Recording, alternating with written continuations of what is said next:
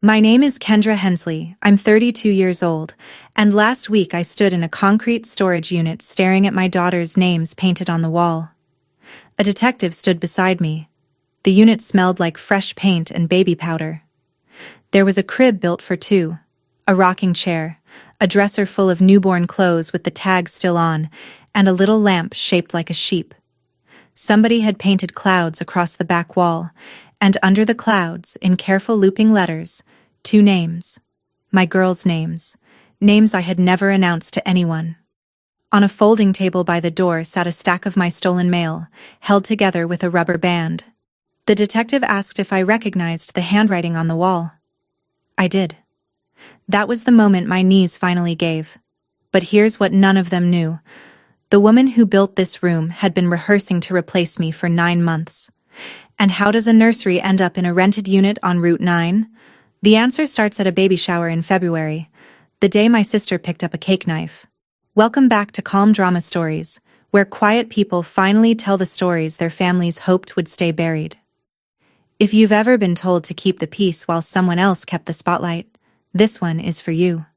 Drop a comment below and be sure to subscribe. Before any of this, I was just a pediatric nurse in Springfield, Missouri, working 3/12s a week at Mercy General. 8 years on the floor. I liked the night shift, the quiet hum of the monitors, the way a scared kid settles when you sit down instead of standing over them. Nurses learn one habit early, and it saves lives. We chart everything. Time, dose, response, initials. If it isn't written down, it didn't happen. Remember that.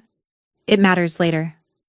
My husband Travis runs a 3-man heating and cooling company. He's the kind of man who checks your furnace filter while he's over for dinner and won't take a dime for it. We met when he fixed the air conditioning on the pediatric wing in July, and he asked me out in the parking garage, sweating through his shirt, holding his clipboard like a shield. We bought a little brick house on Maplewood Drive 4 years ago. Nothing fancy. We painted every room ourselves, and Travis built the porch swing from a kit that came with the wrong screws, which he still brings up. I tell you all this so you understand what I had, and what my sister decided I had stolen from her. I earned my life one shift at a time. Scholarship, student loans, double shifts, a second-hand car with a taped mirror until I was 28. Nobody handed me anything. That detail is going to matter too, because for 32 years my family told a different story about me. That things came easy for Kendra. That Kendra was the strong one. That Kendra didn't need help. It sounds like a compliment. Hold it up to the light and it's a job assignment. And in my family, there was only ever one patient. And it was never me. Her name was Melissa. She was 3 years older, and by the time I was 10, I already knew the rules of the house. The rules were simple. Whatever day it was Melissa's day. My 10th birthday party got canceled an hour before the guests arrived because Melissa doubled over with a stomachache that had her screaming on the kitchen floor. Mom drove her to urgent care while my dad quietly called the other parents. The doctors found nothing. By 7 that evening, Melissa was sitting cross-legged in front of the TV eating my birthday cake, pain-free, and Mom smoothed my hair and said, "She needs us more than you do, Kenny." I used to think that sentence was love. It took me 20 years to hear what it really was. It happened at my choir concert, my graduation, my wedding rehearsal. A fainting spell, a migraine, a crisis timed like a train schedule. Melissa was never scolded and never wrong. She was sensitive. She was fragile. She was going through something. My mother, Lorraine, ran our family like a stage manager with one star, and the star could not stand anyone else near the lights. One more thing about Melissa, and I need you to keep it in your pocket for later. She hated being touched. Always had. No hugs, no linked arms, no hand on the shoulder. Family joke was you greeted Melissa like a cat. You let her come to you. Even at her own wedding, she and Blake did a stiff little sway at arm's length while everybody clapped. So no, nobody at that baby shower thought twice about the fact that not one guest had patted her belly in months. You didn't touch Melissa. You admired her from a respectful distance, like a museum piece, which is exactly how my mother raised her. I'm not telling you this so you'll hate a little girl with a stomachache. I'm telling you because 30 years of that raises a question nobody in my family ever dared to ask. What happens to the star when somebody else has news? We found out 6 years ago, when my dad's heart quit in the driveway with a garden hose still running in his hand. He was 58. Roy Whitmore was a quiet man who fixed things and asked for nothing, and I have spent a lot of my life trying to be him.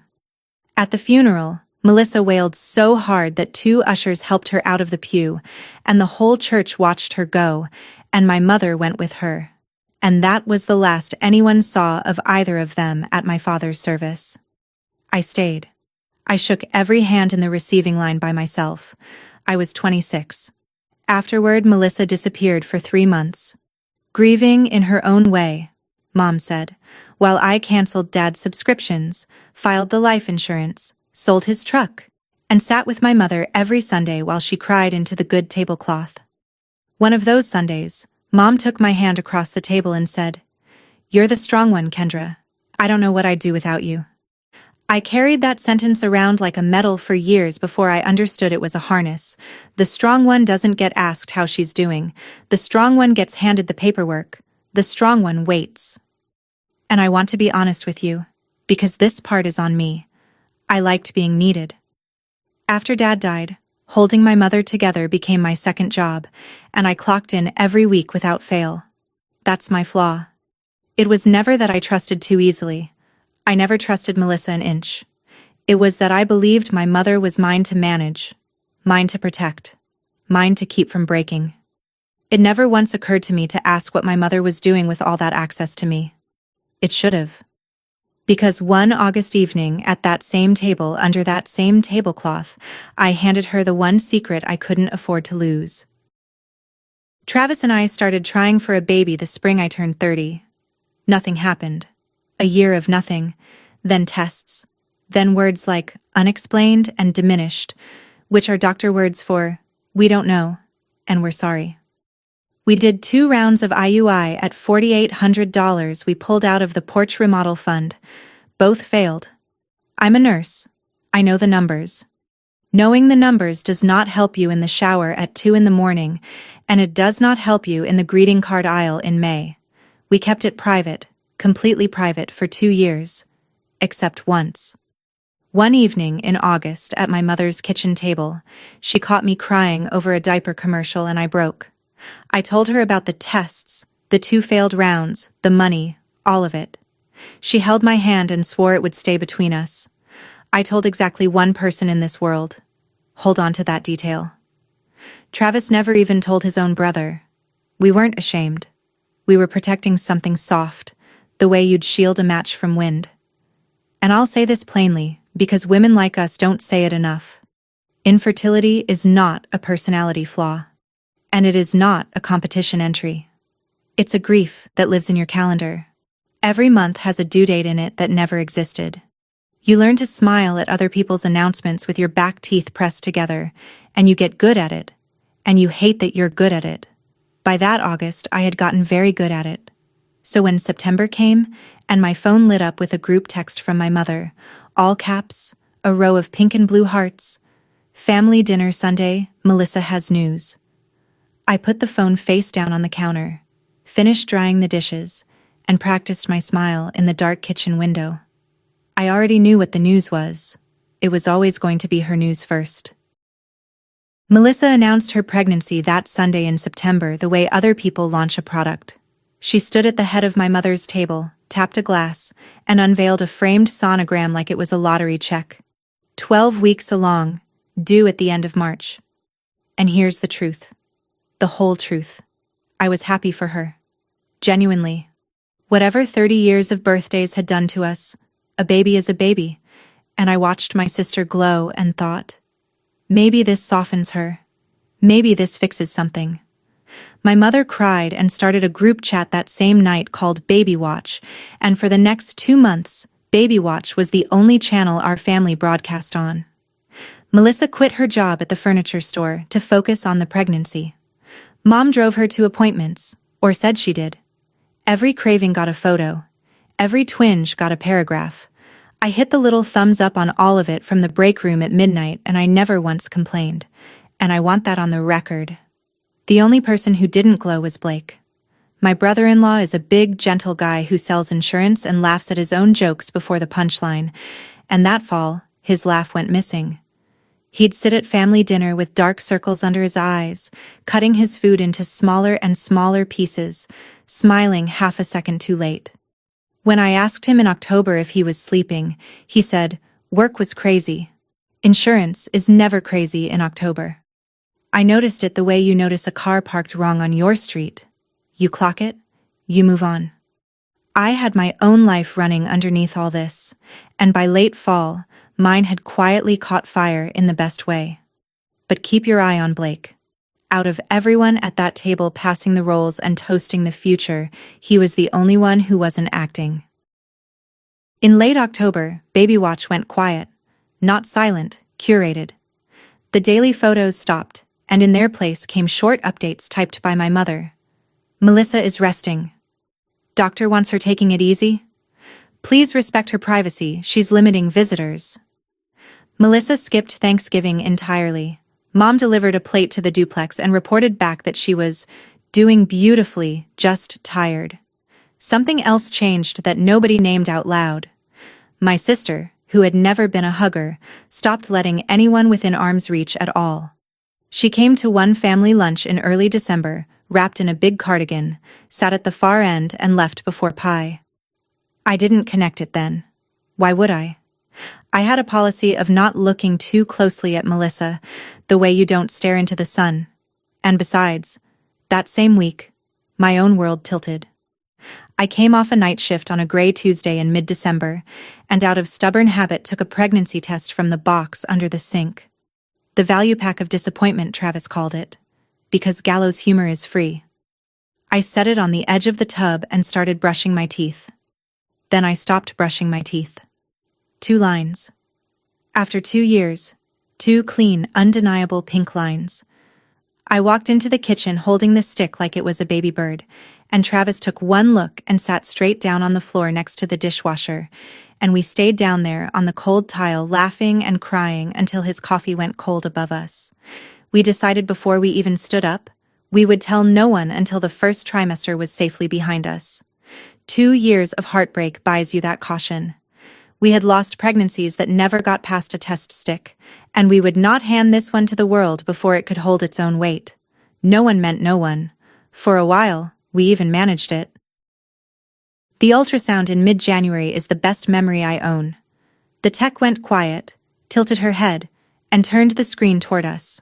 2 flickers, 2 heartbeats, twins.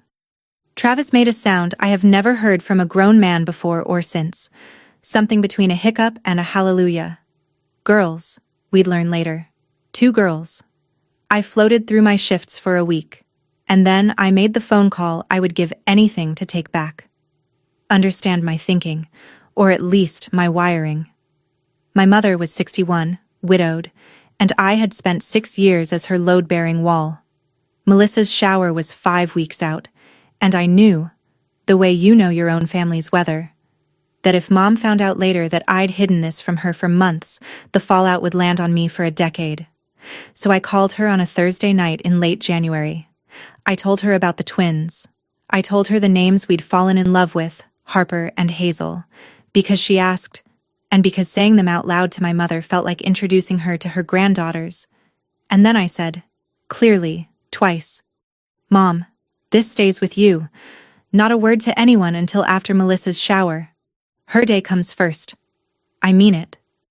She went quiet for 3 seconds. 3 seconds is nothing. 3 seconds is also a very long time when you know someone's rhythms, and my mother's congratulations when they came arrived a half-beat late, like Blake's smile.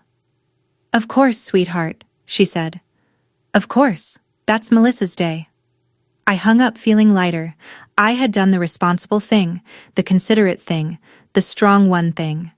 I had managed everyone's feelings and protected everyone's day.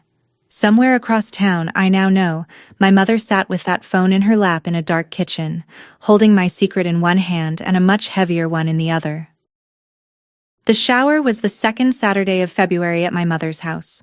30 guests, pink and gold balloons, a two-tier cake from the Good Bakery with a ribbon on the knife, and a banner over the fireplace that said, "Welcome, baby."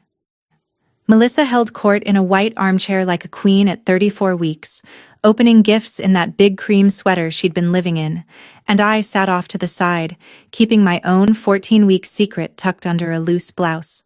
With twins, you show early, and I was already careful how I stood. I fetched punch. I wrote down who gave what, because of course that job was mine. It was, by any measure, entirely her day, and I was fine with that. Then came the toast. My mother stood, raised her glass, got through 2 lovely sentences about miracles and new chapters, and then her eyes swept past Melissa and landed on me, and I watched it happen in slow motion, the words leaving her before anything could stop them. And soon this family will have even more blessings, because Kendra's carrying twins. The room did that thing where every conversation dies at once. 30 faces swung toward me. Somebody's aunt actually clapped twice before she read the temperature.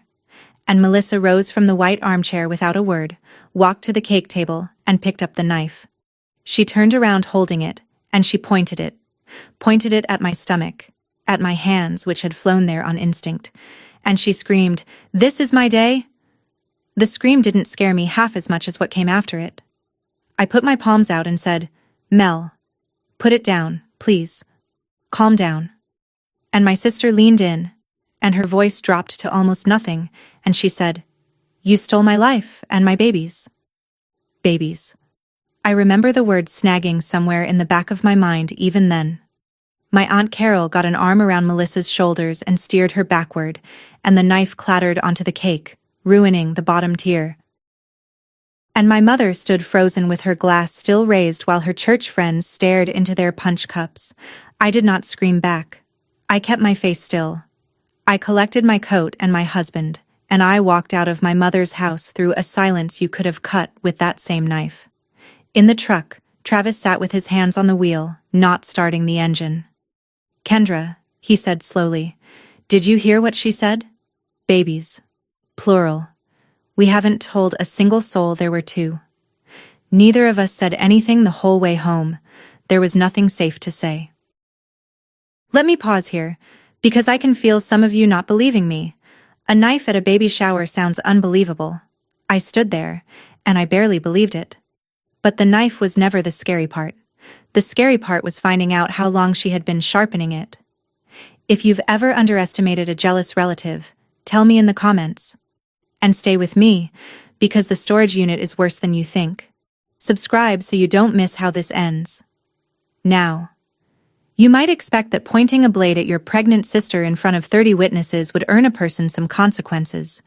You do not know my family. My phone rang at 7 the next morning, and it was my mother, and I made the mistake of hoping. I thought she was calling to ask if I was okay. She was not. "Your sister is in a fragile place right now," Mom said, in the same calm, managerial voice she'd used my whole life. "That announcement was poorly timed, Kendra. You have to see that." I reminded her that the announcement had been hers. A pause. "Well, it was going to come out eventually. The point is, Melissa feels blindsided, and I need you to not make this bigger than it is." Bigger than it is. A knife, pointed at my abdomen, at her party, and my assignment, mine, was containment. I stood at my kitchen counter listening to my mother negotiate on behalf of the person who'd threatened her unborn grandchildren, and something in me went very still and very clear, like the moment a fever breaks. "Mom," I said. She pointed a knife at my stomach. And my mother said, "I will remember this until I die." It was a cake knife, Kendra. It was her day. There it was. The house rule, spoken plainly at last, over a phone line, to the strong one. I said I had to get ready for work. I didn't have work. I sat down at the kitchen table where Travis had left his coffee, and I did the thing 8 years of nursing had drilled into my hands when everything is going wrong at once. I took out a notebook, wrote the date at the top of the page, and started charting. February 9th, party, knife, exact words, Witnesses. February 10th, 7:02 a.m. Phone call. Exact words. If it isn't written down, it didn't happen. Fine. From now on, everything was going to be written down. Aunt Carol called that Wednesday. Carol is my mother's younger sister, a retired school bus driver with a lie detector where most people keep their manners, and she'd been the one to walk Melissa off me at the shower. She got 2 sentences of small talk in and gave up. Kendra, honey, I need to tell you something, and I need you to sit down for it. That mess Saturday wasn't out of nowhere. According to Carol, since late January, weeks before the shower, Melissa had been working the family phone tree, calling cousins, calling my mother's church friends, telling anyone who'd listen that I had been faking fertility problems for sympathy, and that the moment her pregnancy got the family's attention, I'd suddenly, conveniently, turned up pregnant myself. With twins, no less, because Kendra always has to win. She told me you'd been jealous of her your whole life, Carol said. She had it all organized, like a little speech. Honey, she was telling people about your twins before your mother ever raised that glass. I thanked Carol. I wrote it all down. Then I sat in my quiet kitchen and let the 2 impossible pieces knock against each other. My fertility struggles, told to one person once in August. My twins, told to one person once in late January. Melissa had both, and she'd had them early enough to build a smear campaign out of them before the shower. The knife hadn't been a snap. It had been an opening night, which left a question I could barely stand to hold. There were only 2 people in that kitchen in August, and one of them was me. I looked at that sentence in my notebook for a long time. Then I wrote under it, in small letters, the most generous theory available. Mom let it slip. Moms let things slip. I underlined it twice, like underlining could make it true. The Facebook post went up 11 days after the shower, a photo of Melissa, mascara artfully wrecked, one hand resting on the cream sweater, and 3 paragraphs I could recite for you today. She wrote that her baby shower had been hijacked and destroyed by a family member who could not stand to let me have one single day. She wrote that she had been verbally attacked while heavily pregnant and had to be protected by relatives. She never used my name. She didn't have to. 200 comments bloomed under it like mold, prayer hands, broken hearts. Some people need attention like oxygen. Stay strong, mama. My cousin Dana, who I taught to drive, commented a frowning face. By that weekend, 2 of my great aunts had unfriended me, and a woman from my mother's church stopped me in the grocery store, looked at my rounding belly, and just shook her head slowly, like I was a car crash she was driving past. I want to tell you the truth about what that does to a person, because the truth is embarrassing. At midnight, pregnant and furious, I sat on my couch and typed a reply. 4 paragraphs, the dates, the witnesses, the knife. My thumb was over the post button when my phone buzzed, the charge nurse, asking me to cover Sunday. And I looked at my own words glowing in the dark living room, and I heard myself think, clear as a bell. If you post this, you're a contestant. The only prize in her game is attention, and the only way to win is to stop playing on her stage. I deleted the reply. I opened a folder on my laptop instead, labeled it with the date, and screenshotted everything. Her post, every comment, the unfriendings, all of it. Evidence doesn't shout. Evidence doesn't need likes. Melissa was building an audience. Fine, I would build a record. March arrived, and with it, a strange season of small, deniable cruelties. A flower delivery to my door. White lilies, the funeral kind, with a card that said, "In loving memory," and no name. A cash-on-delivery order of newborn diapers I never placed, the first of 6 deliveries, each one requiring me to stand on my porch and explain to a confused driver that no, I hadn't ordered anything. Then the calls started at the hospital. The unit secretary flagged me down one night. A woman had phoned twice asking which shifts Nurse Hensley worked, claiming to be a family friend planning a surprise. We don't give that out, obviously. She'd hung up both times. I logged every incident in the notebook. Date, time, what, who witnessed. And somewhere in week 3, Reading it back on my break, the pattern stood up and looked at me. The lilies arrived the day of my 16-week appointment. The first diaper stunt landed on the day of my blood work. The hospital calls came the same afternoon my OB's office called to reschedule my 20-week scan. Every strike landed on a day that meant something in my pregnancy. Days that existed nowhere except my own calendar and my own medical file. I sat in the break room with my notebook on my knees and a cold cup of coffee, and I wrote one sentence and boxed it in ink. It's like she has my calendar. Travis wanted to drive to the duplex and have it out. I talked him down, and I'll tell you exactly why. Confrontation was the invitation she was engraving. Every stunt was a doorbell she was ringing, waiting for me to answer angry, in public, on camera, so the story she'd built could come true. I would not answer. But I did start asking a colder question in the margins of my notes. Not why is she doing this? How does she know? I got my answer to neither question on the last Friday of March, in the waiting room of Riverbend Women's Health, at my rescheduled 20-week scan. I checked in, sat down, reached for a magazine, and there she was. Melissa. Sitting across the waiting room in the cream sweater, hands folded on the swell of her belly, watching me with a small, patient smile, like she'd been holding my seat. My appointment time existed in 3 places on Earth. My phone, Travis's phone, and my chart. Small world, she said, loud enough for the room. I did not perform. Every pregnant woman in that waiting room was watching, and some animal instinct told me that an audience was the whole point. That somewhere in her story tonight, I would be the unstable one who made a scene at a clinic. So I walked to the front desk instead, and quietly asked 3 questions. Nurse to receptionist. Has anyone called about my appointments? Can you add a privacy flag to my chart? Can you check whether anyone but me has accessed my portal account? The receptionist typed, frowned, typed. No calls logged, flags on now. And no one but you has ever logged into your portal.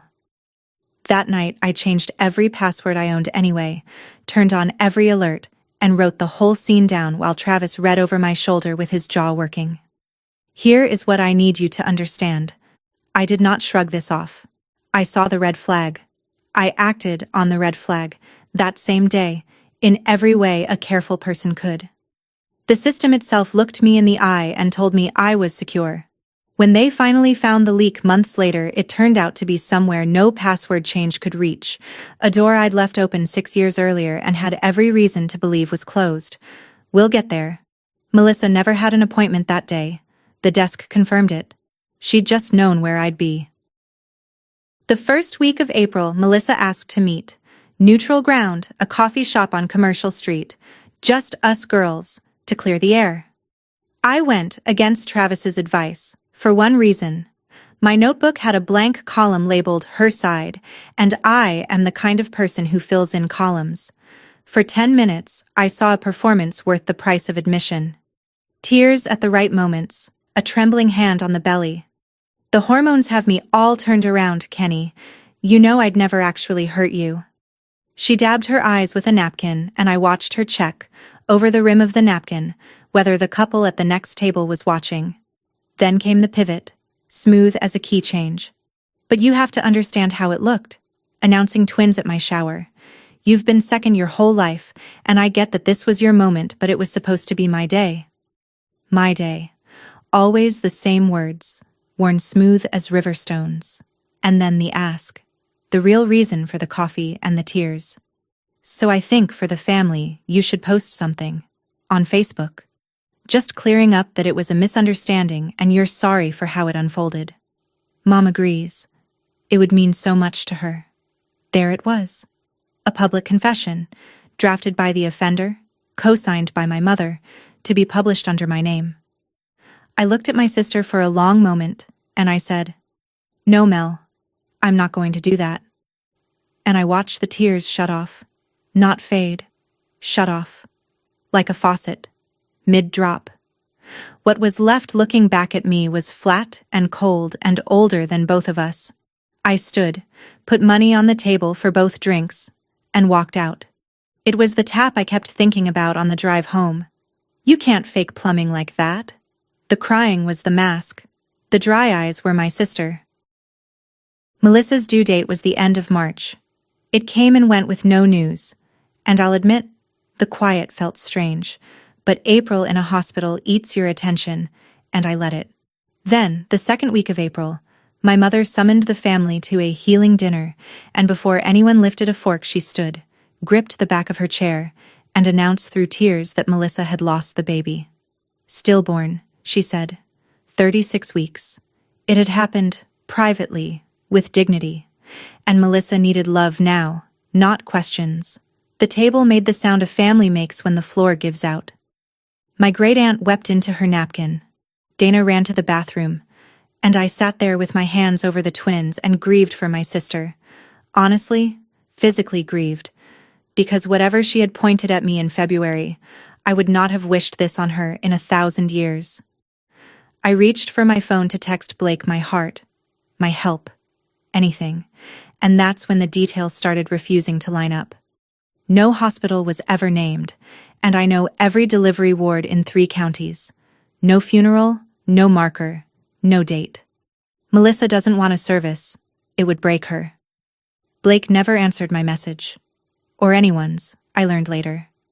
He had, per mom, gone to his brothers to grieve like men do. A sentence that should be in a museum of things that mean the opposite of what they say. And no questions meant no questions.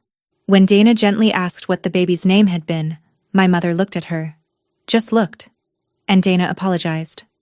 I drove home that night with my grief slowly curdling into something I couldn't name and didn't want to.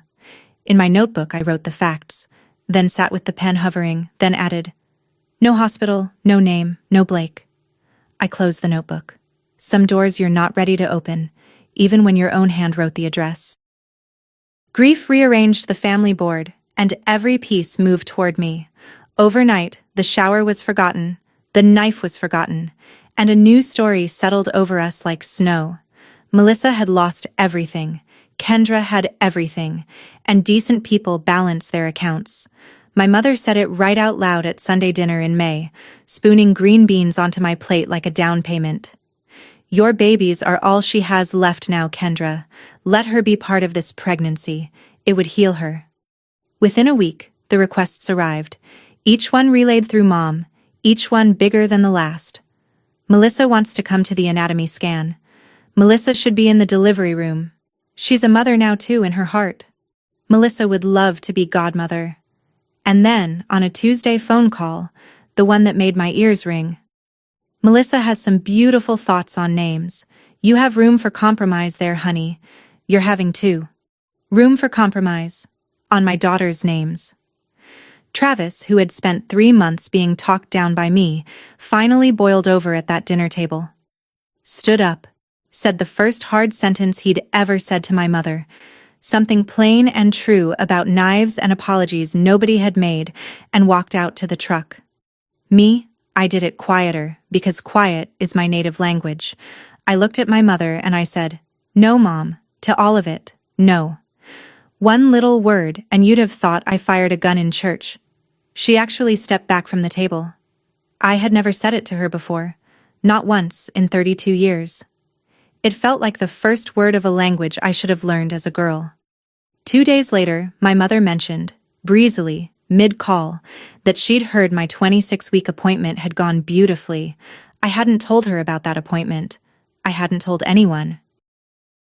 In early June, my mother asked me to sort Dad's old things for the church donation drive, a chore she'd been assigning me for 6 years, and one I'd never once minded, because an hour alone with my father's flannel shirts is its own kind of chapel. The boxes lived in the guest room closet, Dad's things on the bottom shelf, Mom's keepsakes above, photo albums, ribbons, and the old butter cookie tin where she'd saved every card anyone ever mailed her. I wasn't snooping. The tin was wedged against the box I needed, and when I pulled, the lid popped, and a lifetime of birthday cards fanned out across the carpet. I knelt there gathering them up, half smiling at the ancient ones, and stopped. Between a get-well card and a church bulletin lay a folded piece of printer paper, and through the fold I could see the gray cone of an ultrasound image. I opened it. It was mine. My 20-week anatomy scan, the one from the last Friday of March, Riverbend's header across the top, my patient ID in the corner, both babies mid-wiggle. A printout of a screen I had only ever seen inside my own portal account, and down the margin, next to each little gray profile, someone had written my daughter's names, Harper, Hazel, in handwriting I had known since childhood, looping and pretty and unmistakably my sister's. Each name underlined, twice. My daughter's names were underlined twice, in my sister's handwriting, on a printout I had never given anyone. I don't know how long I knelt there on the guest room carpet. Long enough to hear my mother humming to the radio in her kitchen, one floor of carpet and drywall away, close enough to call out to. I had told those names to one person on this earth. The room was very quiet, and the two facts stood in it with me, holding hands. The leak came through my mother's house, and whatever was flowing through that pipe was ending up annotated, underlined, and filed in my sister's hand. I did not walk into the kitchen. I folded the printout into my purse with hands that had gone full nurse, steady because they had to be, finished boxing my father's shirts, kissed my mother's cheek at the door, and drove home with the radio off, all 15 minutes, listening to my own pulse. Here's where I stopped being a daughter with hurt feelings and started being a professional with a problem. Monday morning, I took my notebook, my screenshot folder, and the folded sonogram to a family law attorney named June Albright. Gray bob, reading glasses on a chain, a handshake like a nutcracker. $2,500 retainer. Worth every cent for what she said in the first 10 minutes. Stop trying to figure out why. Crazy is not your case. Pattern is your case. Document everything. Say nothing to anyone and let her keep talking. Then she tapped the sonogram. And this. We don't confront this yet. If your mother is the channel is now an asset. A channel can be tested. So we tested it. That Sunday, at dinner, calm as you please, I served my mother a lie with the pot roast. I told her, just her, door closed, voice low, girl to girl, that my doctors had made a decision. With twins, they wanted me delivering at St. Vincent's across town, not Mercy General where I work. Every word false. My delivery was planned for Mercy, had always been planned for Mercy, and exactly 3 living souls knew that. Me, Travis, and June Albright's legal pad. My mother received the false secret with a squeeze of my hand and a promise, God love her, that it would stay between us. A canary in a coal mine doesn't have to do anything, June explained. It just has to sing where only one tunnel can hear it. If St. Vincent's ever came back to me, in a comment, a call, a stunt, I'd have my proof of the whole pipeline, mother to sister, no password required. I drove home feeling something I hadn't felt since February, and it took me miles to name it. It wasn't safety. It was initiative. For 4 months the game had been played on me. Starting Sunday, I was dealing.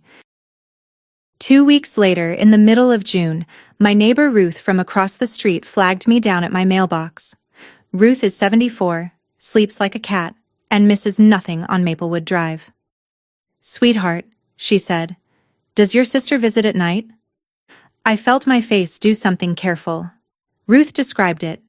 Around 2 a.m, twice that week, a car parked down past the Hendersons, and a woman walking back up the sidewalk to stand at the side of our house, the north side, where the spare bedroom is, the room with the crib boxes visible through the window. And just standing there. The second night, Ruth swore, the woman raised a phone and took pictures of the window. Of the dark window of my daughter's someday room. The next morning, I found soft dents in the flower bed under that window, the tidy oval prints of a woman's flat shoes, and photographed them next to a tape measure like I was working a scene, because by then, I suppose, I was. I didn't call my mother. I didn't post about it. I called a company off a work friend's recommendation, and by Friday we had a doorbell camera, 2 motion floodlights, and a camera over the garage covering the north side. Travis walked the yard every night before bed that whole summer, coffee in hand, casual as a man checking tomatoes, about as casual as a lighthouse. And still the mail started going missing. Little things at first. Things you'd blame on the postal service. A bank statement that never came. A birthday card from Carol with $20 she swore she'd sent.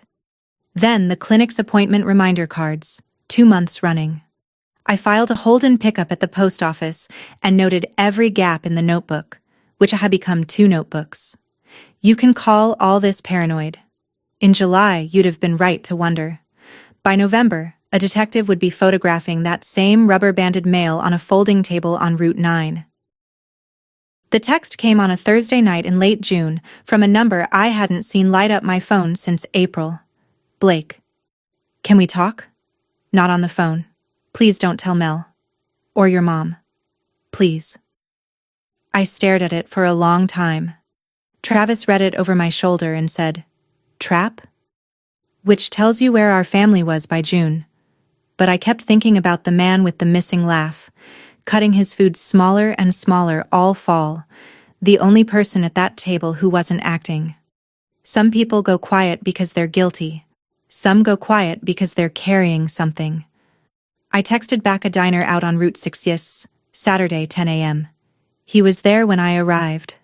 Early, which Blake never is, folded into the last booth with his back to the wall, 2 coffees already going cold, and a manila folder squared up on the table in front of him like a man about to confess to a crime that wasn't his. He looked thinner. He looked like the office headshot of himself, left out in the rain. When I slid into the booth, he tried to say hello and managed about half of it. Then he put his hand flat on the folder, and he said, "Kendra, before I open this, I need you to know I wanted to tell you in April. I wanted to tell everyone I was outvoted." Outvoted. In a family, think about what that word means and who gets votes. I looked at the folder under his big, freckled hand, and I understood with total clarity that whatever was inside was going to break the story of my family in half, that there would forever be before this booth and after this booth. I reached for it anyway. Before I tell you what was in that folder, if this story is hitting close to home, do one thing for me tonight. Check who still has access to your life. Your accounts, your portals, your spare keys, the proxy permissions you set up years ago and forgot. I thought a changed password made me safe. I was wrong, and it cost me a summer. Comment checked when you've done it. And subscribe if you haven't, because what's in Blake's folder changes every single thing you've heard so far, and we are just getting to the part my family still won't say out loud. Inside the folder was a hospital discharge summary, dated the 20th of October. Cox South Emergency Department, 1 town over. Patient, Melissa Carr. And on the second line, in the flat language medicine uses when it can't afford feelings, the words that rewrote my entire year. Fetal demise, 17 weeks. October, 17 weeks. I did the math the way you check a med dose. Twice. Hoping to be wrong. The baby my family toasted in February had been gone since the 20th of October. The belly under that cream sweater was padding. The shower. The balloons. The 2-tier cake. The ribbon on the knife. Had been a party for a child who no longer existed, thrown by the one other woman in that room who knew. Because she knew. Blake's voice came out sanded flat. It was Lorraine who met them at the ER that night. Lorraine who sat in the hallway while Melissa was told. And in the parking lot at 2 in the morning, it was Lorraine who took her shattered daughter's face in her hands and made the plan. "We don't tell people yet. You'll announce when you're ready. Let Mom handle the family." Then the shower invitations went out in January, Blake said, and I thought, she'll cancel it. She has to cancel it. And your mom kept saying, "Let her have this. It's part of her healing." He'd begged them both to get Melissa to a doctor of the other kind. Lorraine's answer never changed. Therapy is for strangers. Family heals family. And there was more. The reason he couldn't sit inside it anymore. It hadn't been the first. 4 other pregnancies over 6 years. All ended early. All hidden. A private ladder of grief my sister had been climbing alone while the family admired her from the required distance. Everyone at that shower was toasting a baby who had been gone since October, and the only 2 women who knew were holding the cake. I thought about the knife pointed at my stomach, and the sentence under it, "You stole my life and my babies?" And it changed in my hands like a photograph developing. She hadn't been announcing hate. She'd been announcing a delusion, one my mother had catered, decorated, and mailed invitations for. Blake's phone buzzed on the table between us, Mel flashing on the screen. He went gray and turned it face down, and neither of us breathed for a second. I want to be careful here, because this is the part where some of you will say, "She was sick, Kendra. Have mercy." And I did. I sat in my car outside that diner and cried for my sister. For 17 weeks. For 5 hidden losses. For the girl raised as an exhibit who was never taught to be a person. Mercy was never the question. The question was, what mercy is allowed to cost, and who my family had decided would pay it. Because pity does not make a person safe to be near. Sometimes it makes them less safe, and everyone who loved her had voted to leave her untreated and aim her at me. I got my answer about cost that same weekend. Sunday night, 1:40 in the morning, the floodlight tripped.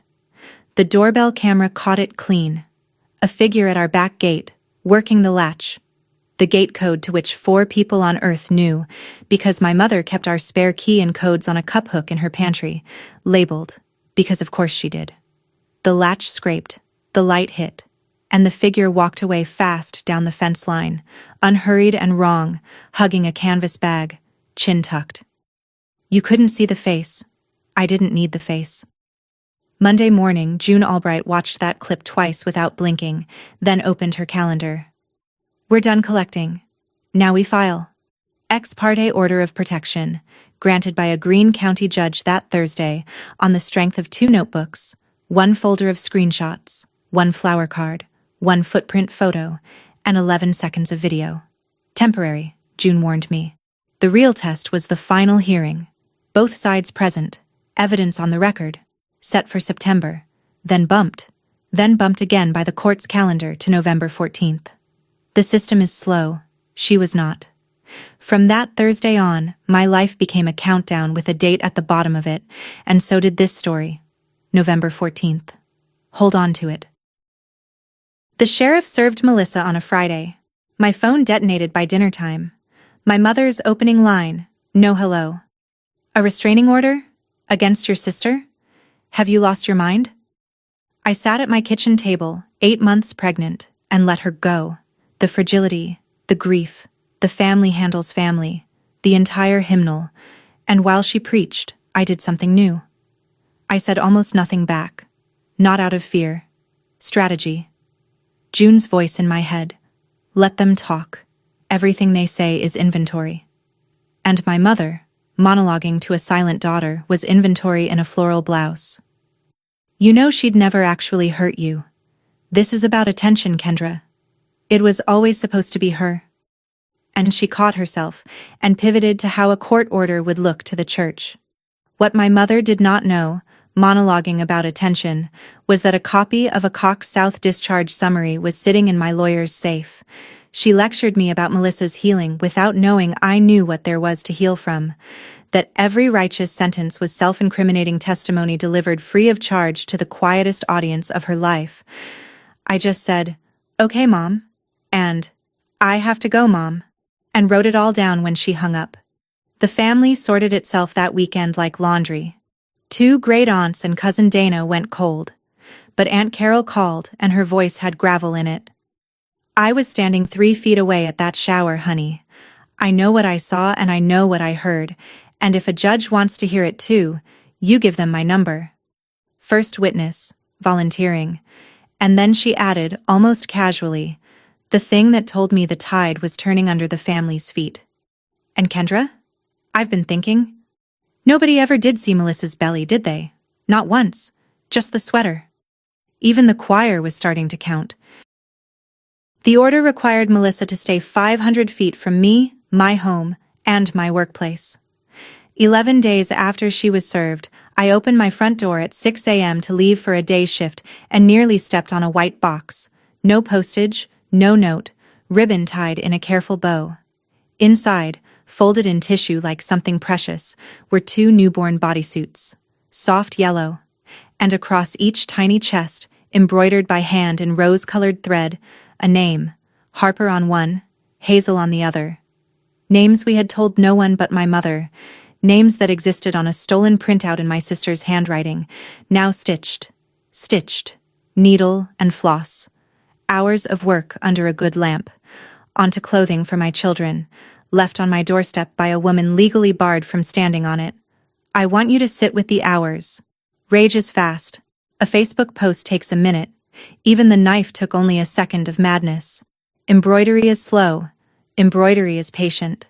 Somewhere across town, my sister had spent whole quiet evenings pulling my daughter's names through fabric, letter by letter, loop by loop, planning. What? A gift? A claim? I stood on my porch in the July morning light with the box in my hands, and for the first time since February, I was purely, physically afraid. Then I did what I had trained myself to do instead of feeling things at 6 in the morning. I photographed the box on the porch where it lay. I bagged it in a 2-gallon Ziploc from my own kitchen, evidence style, tissue, and all. I called the non-emergency line, met the officer on my lunch break, and filed report number 1 for violation of an order of protection. The officer, a young guy with kind eyes, held up the bag and studied the stitching. "This is hand done," he said. "Somebody took real time with this." I said, "I know. That's why I called you." With a violation report filed and a hearing on the docket, June had the leverage she'd been building toward all spring. A subpoena for the portal system's access records, not the clinic's front desk view, the network's actual audit logs, the ones nobody at a reception desk can see.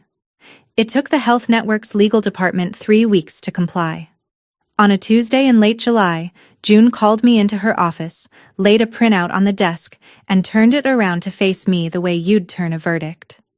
"The receptionist told you the truth," she said. "No one but you ever accessed your account. She just wasn't looking at the right account." 6 years ago, after my appendectomy, I'd signed a form giving my mother proxy access to my patient portal. 1 signature, 1 recovery, 1 ride to a follow-up appointment, forgotten by March of that year. The clinic I'd used back then had since been folded into the same network as Riverbend Women's Health. The proxy came along with it, dormant, invisible in my settings, alive in theirs. Lorraine Whitmore, authorized representative. 31 logins in 8 months. June had matched them against my notebooks, line by line. A login the morning of the funeral lilies. A login the day before the waiting room ambush, 20 minutes after Riverbend confirmed my rescheduled scan.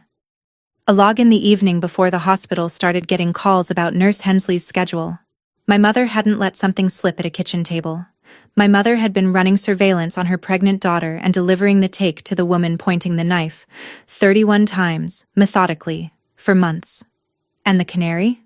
The canary sang that same week, a cousin's Facebook thread about hospital bills, and there was Melissa, commenting from her account, mocking, "Certain people who think they're too good for mercy and have to deliver at St. Vincent's."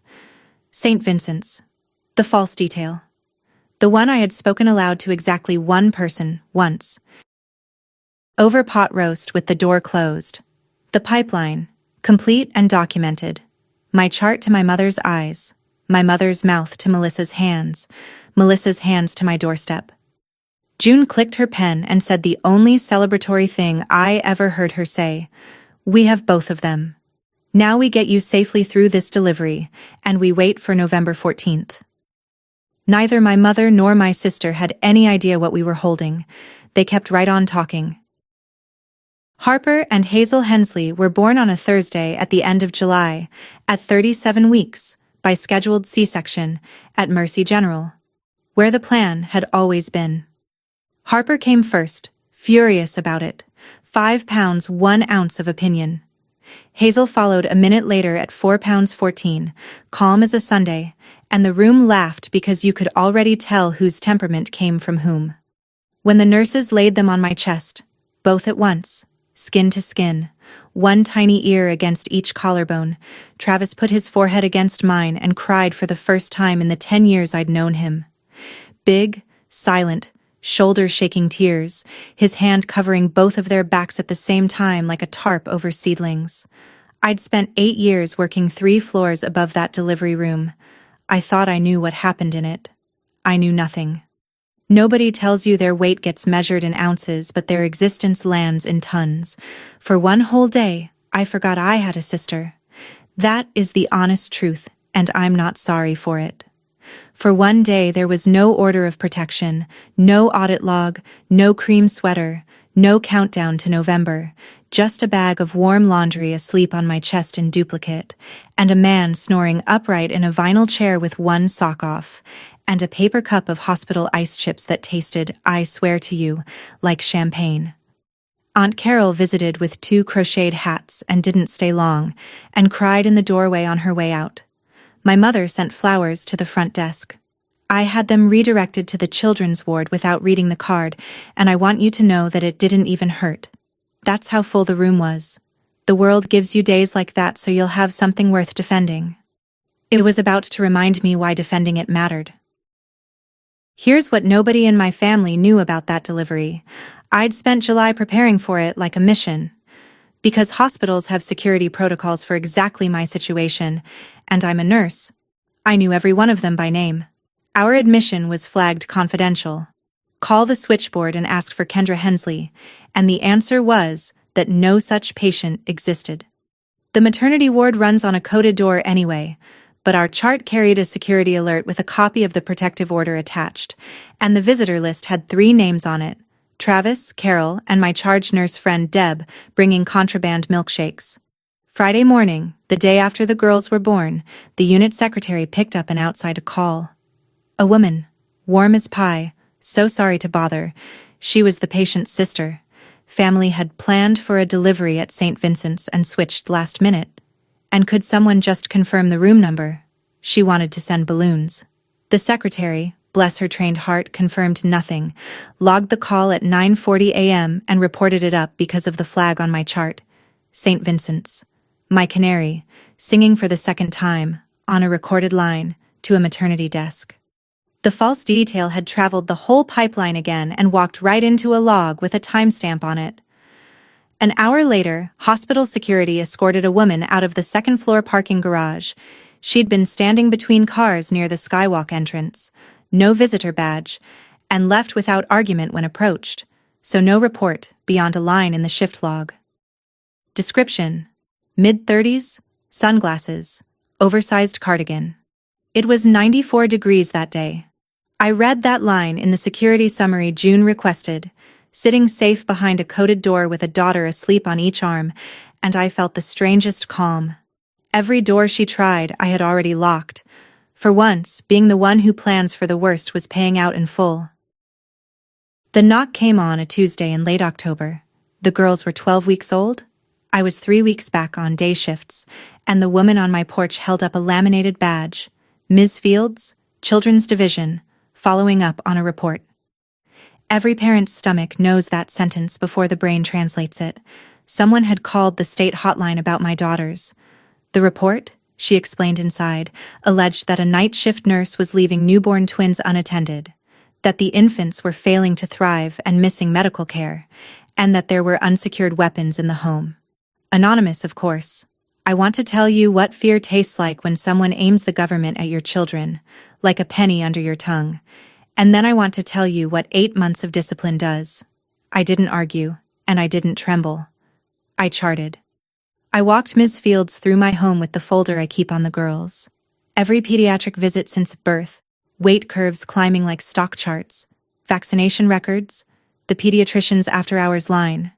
I showed her the nursery, the locked medication box, the fact that the only weapon in our house is Travis's caulk gun.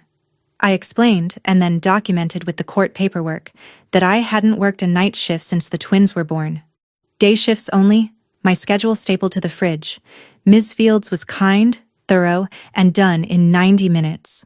Case closed as unsubstantiated, she said, and paused at the door with her tablet against her hip. She couldn't reveal the reporter, she said. And then, in the careful voice of a woman staying inside her lane while pointing at the lane over, but the report mentioned your night shifts and described this home's layout. Most anonymous reports don't come with a floor plan.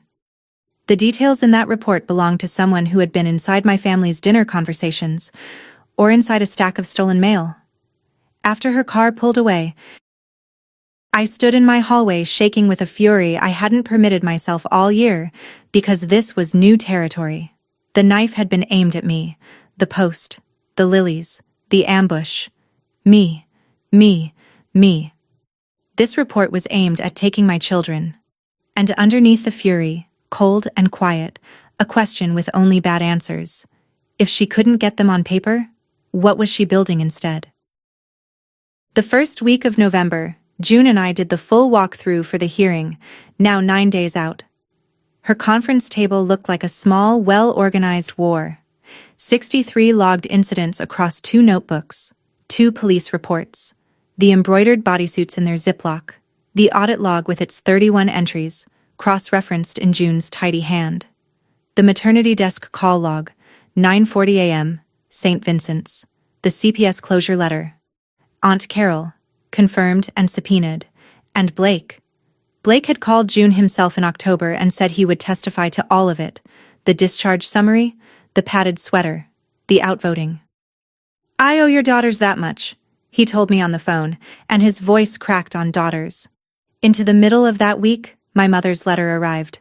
4 pages, handwritten, her good stationery with the hummingbirds. I've read it many times since, always with the same amazement, because in 4 pages of ink about family and forgiveness and what Daddy would have wanted, there is not one sentence acknowledging that anything had ever been done to me. It was addressed to a problem, not a person. "Drop this court nonsense, honey. Families don't need judges. Let me host a dinner, the 4 of us, and we will work this out where it belongs." And then the closer, underlined, the sentence I will hear in her voice until I'm old. We were going to fix this as a family. Were.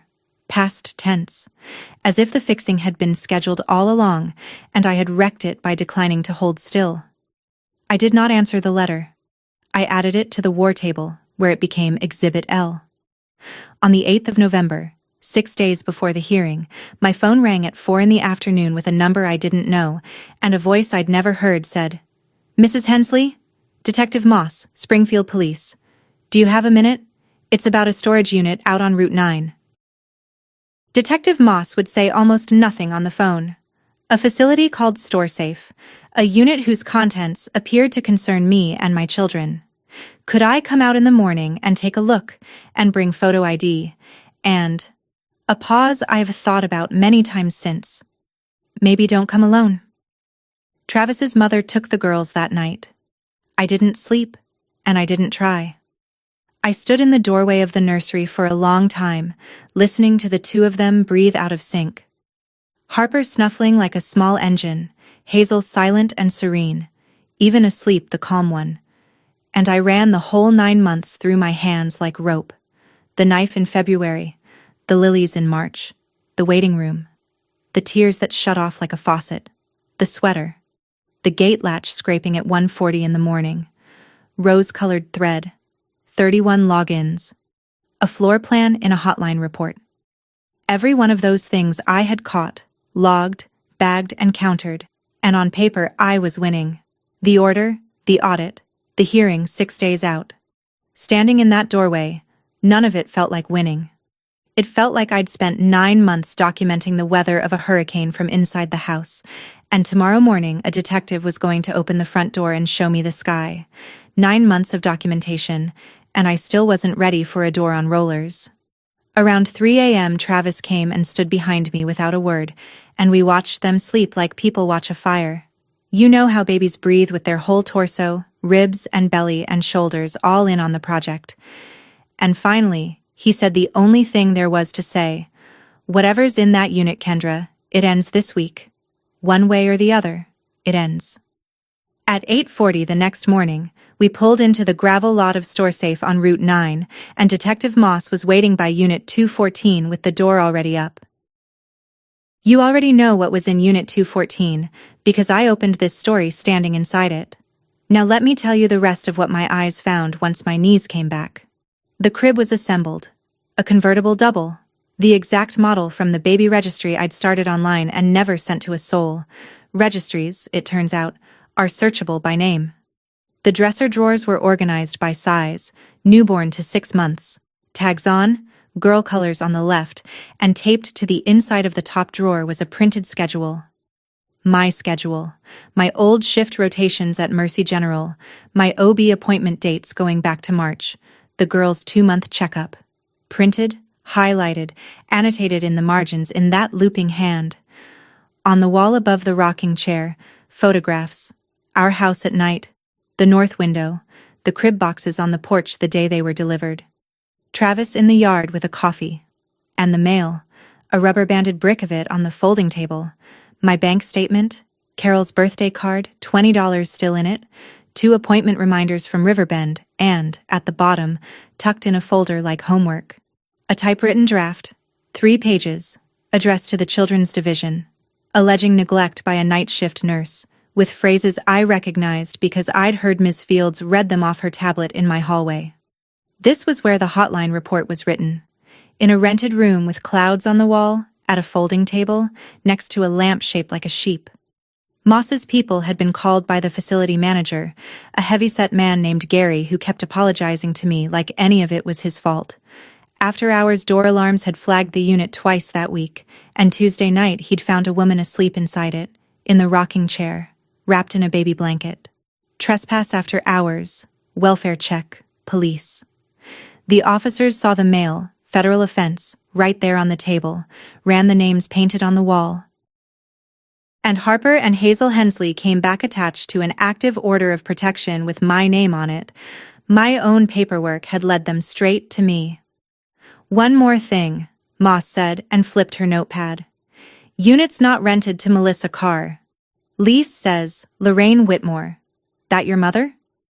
Behind me, quietly, Travis said a word I won't repeat. I looked at the clouds, and the sheep, and my daughter's names, and I said, yes, that's my mother. Moss walked me through the paperwork in the manager's office, under a humming fluorescent light, with a space heater ticking in the corner. Lease for Unit 214, signed the 3rd of March, 2.5 weeks after the baby shower. $89 a month, 9 payments, auto-pay, and the card on file belonged to Lorraine Whitmore. Gary, wretched with apology, remembered the rental day well. An older lady, very put together, said it was for her daughter. A nursery's worth of things. They're going through a hard time and need somewhere to keep it all until things settle. They'd come back together over the summer, more than once, unloading boxes. He remembered them laughing. My mother had signed that lease in the same 2 weeks she was calling me about Melissa's fragility and poorly timed announcements. March to November. The entire time. Every Sunday dinner where she passed me green beans and asked how I was sleeping. The hummingbird letter about fixing this as a family.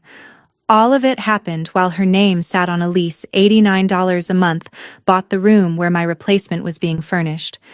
And I have to be precise here, because precision is all I had left. I don't believe my mother thought she was building a kidnapping. I believe she thought she was managing one. The way she'd managed the stomach aches, the funerals, the shower for a baby who was gone. Storage. Until things settle.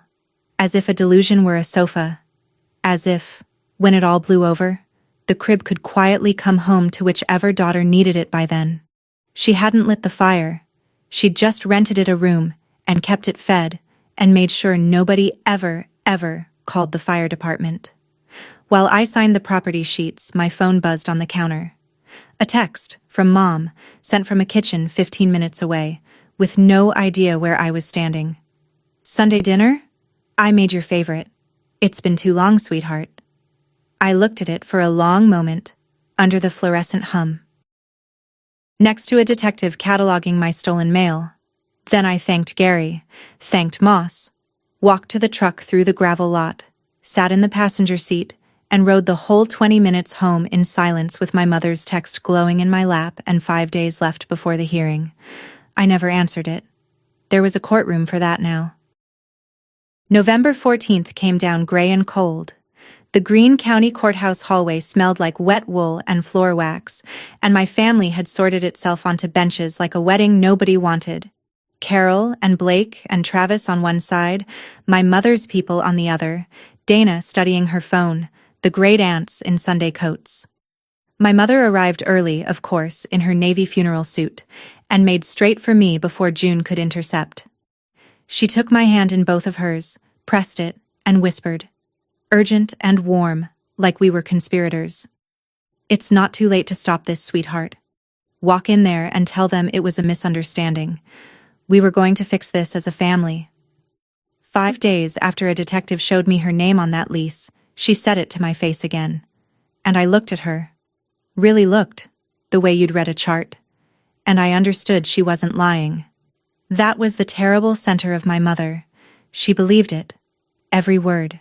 The same way she'd believed a party could cure a loss and storage could hold a delusion, and I could be spent like housekeeping money to keep her firstborn's weather calm. I took my hand back. Slowly. Without heat. The way you take an instrument away from someone who shouldn't be holding it. And I said nothing at all, and her face changed as if I'd shouted. Then the far doors opened and Melissa came up the hallway with her lawyer, and the benches went silent, one row after another, like a wave dying on a beach. She was radiant, serene, and under her open coat, unmistakable, deliberate, was the soft rounded front of a woman in her second trimester. The cream sweater. Nobody moved. Nobody asked. In a hallway full of people who had toasted her at a shower in February, not one person met her eyes, and every last one of us was counting.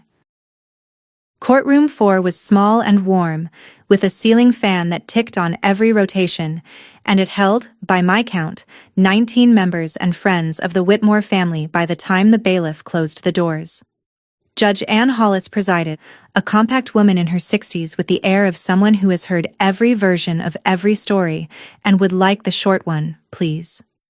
June rose and gave it to her, and the short version took 40 minutes, because the short version was 9 months long. She entered the notebooks, 63 incidents, dated, witnessed.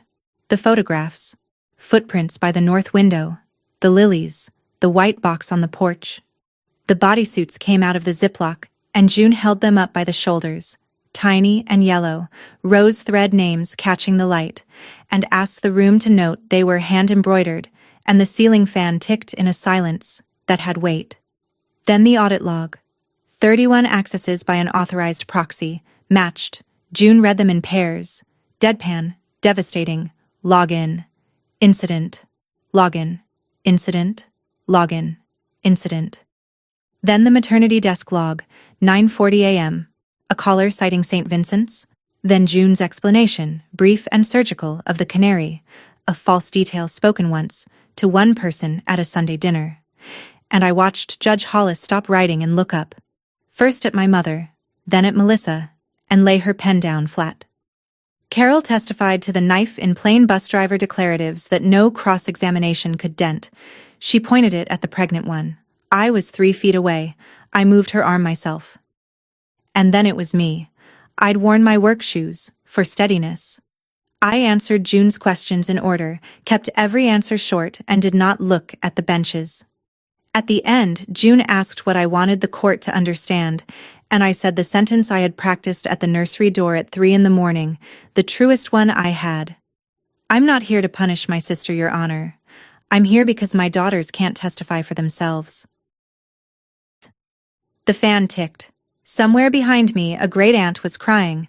I found out later it was one of the two who had unfriended me in February.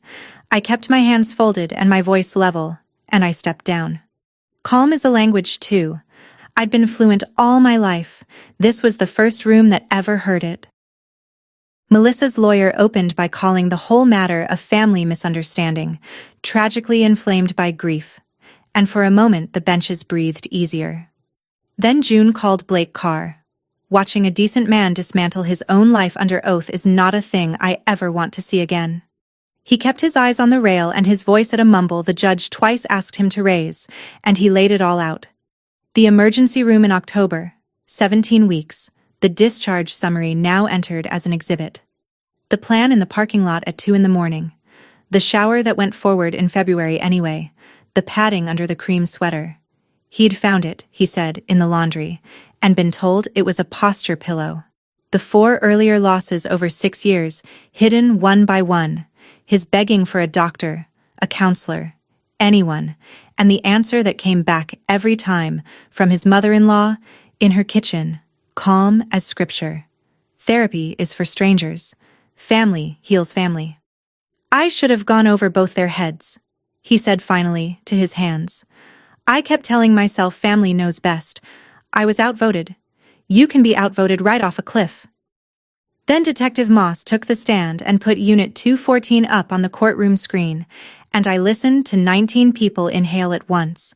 The crib, the clouds, the names, the schedule taped in the drawer, the photographs of my house at night, the brick of mail, the drafted hotline report on the folding table. The lease, 3rd of March, Lorraine Whitmore, $89 a month. State's charges pending, Moss noted, professionally colorless. Stalking, mail theft, violation of a protective order. Additional findings referred. Through all of it, I watched my sister at her table, because I couldn't not. She sat perfectly composed, hands folded on the swell under the sweater, watching the screen show her nursery to the county. And her lips were moving. Barely. A whisper with a rhythm to it. The same shape over and over. And from the second row, I finally made it out, and my whole ribcage went cold. 17 weeks, 4 days. 17 weeks, 4 days. Not a defense. A rosary. Somewhere under the performance and the padding and the rose-colored thread, my sister was still standing in a hospital hallway in October, counting. For one breath, God help me, I grieved for her. Then the judge asked if she wished to testify, and Melissa stood and smiled. She was good for about 90 seconds. Composed, wounded, gracious. The coffee shop performance scaled for a courtroom, my sister accepting the role of a lifetime. She spoke of grief, of sisters growing apart, of hoping for healing. And then her lawyer asked the question he had to ask, the one that would humanize her. Was she aware the storage unit's contents referenced her nieces? And Melissa looked at the screen, still frozen on the painted wall, on Harper and Hazel in careful looping letters, and something in her face came off its hinges. Referenced? She said, quietly at first. That's their room. The lawyer tried to move on. She rose out of her chair instead, and her voice rose with her. And 30 years of practiced fragility burned off in front of the county like fog in the sun. They were supposed to be mine. She stole them. She watched me lose mine, and she went and took 2, because she takes everything. Her lawyer's hand on her arm, she threw it off, the bailiff moving, Judge Hollis's gavel, the benches frozen, and Melissa turned from the screen to me and pointed. No knife this time, just a shaking finger. The same trajectory. My body. My center. And she screamed the sentence she had been rehearsing since a February afternoon with a ribboned blade in her hand. This was my day. It was always supposed to be my day. The gavel again and again. Order in this court. She was still shouting as the bailiff walked her out to compose herself. About the shower. About the names. About what she was owed. And every word she landed drove another nail into her own case, sworn, on the record, in front of 19 witnesses who had known her since she was born. Her lawyer sat down slowly, the way men sit when the building has already come down. I did not move. I did not make a sound. My hands stayed folded on my lap, and I watched my sister be removed from a courtroom confessing at full volume, and I finally understood the whole shape of it. She had waited her entire life for a room full of family to look at no one but her, and here at the end she got it. The last stage she will ever be given, and no one in the audience was clapping, and she couldn't tell the difference. Judge Hollis took 20 minutes in chambers and came back with a voice like a closing door. Full order of protection. 1 year, renewable. No contact with me, Travis, or the minor children. No third-party contact. And I want counsel to explain to the respondent's family precisely what third-party means. 500 feet. Surrender of any keys or codes. The pending criminal matters would proceed separately. Given the testimony, the court strongly encouraged counsel toward a resolution involving mandated psychiatric evaluation, and the court would be making a referral regardless. Then she squared the papers, took off her glasses, and looked at the second row, where my mother sat in her navy suit, and the courtroom held its breath. Mrs. Whitmore, you are not a respondent here today, and this court has no order for you. But this record has your name all through it. A proxy account, 31 accesses, and a lease. This family did not arrive here despite your help. It arrived here by way of it. The county attorney will draw their own conclusions, and so, I suspect, will your family. That was all. It was everything. In the hallway afterward, the sorting happened all over again, in reverse. The great-aunt stepping back from my mother. Physically. One small step, and then another. The way you move back from a stove you've just learned is hot. Dana crossing the hall to me with her phone hanging forgotten in her hand and tears on her face, saying, "I'm sorry, Kenny," over and over. My mother stood alone by the courtroom doors in her navy suit, straightening her hummingbird scarf with small, precise tugs, and called out to the retreating backs of her own generation. I was keeping this family together. Nobody answered her. Nobody even slowed down. Carol put an arm through mine, Travis got the other side, and we walked out through the wet wool smell into the cold, and behind us her voice bounced off the marble and came back to her alone. On the courthouse steps, the November wind came straight down the street with nothing to slow it, and Travis pulled my collar up with both hands like he was tucking in a kid. Across the lot, Blake sat in his car with the engine off, forehead on the wheel. Carol squeezed my arm and went to knock on his window, because Carol is Carol. I stood a minute in the gray light, one hand on the cold stone railing, and looked back up at the doors of the building where, in the span of one long morning, I had been believed. Fully, officially, on the record, for the first time in 32 years. 9 months, 63 incidents, 31 logins, 2 notebooks, 1 canary, 1 judge. The knife was never the scary part. I got in the truck, and we drove home to our daughters. It's been 6 weeks since the hearing, and I'm recording this from a house you haven't seen, in a city I won't name, 2 hours from Springfield.